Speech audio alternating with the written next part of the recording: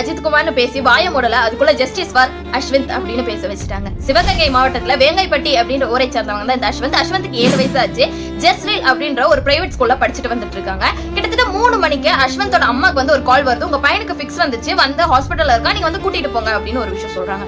So அங்க போய் ஹாஸ்பிட்டல்ல பார்க்கும்போது உங்க பையன் இறந்து கிட்டத்தட்ட 4 மணி நேரம் ஆச்சு அப்படின்னு டாக்டர் சொல்றாங்க. அந்த குழந்தை மேல வந்துட்டு நிறைய காயங்கள் இருக்கு அப்படின்னு ஒரு விஷயத்தையும் அவங்க பேரண்ட்ஸ் வந்து சொல்றாங்க.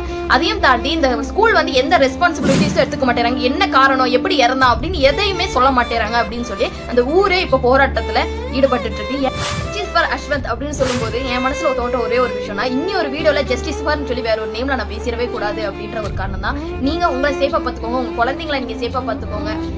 நீங்களே தான் சேஃபா இருக்கணும், யாருமே வந்து நம்மளை காப்பாற்ற போறது கிடையாது. ஒவ்வொரு நாளும் நீங்க உங்களை சேஃபா பார்த்துக்கிறது தான் ரொம்ப நல்லது. அடுத்தவங்களை நம்ப தேவை கிடையாது, யாரையும் நம்பி இருக்கவும் வேண்டாம்.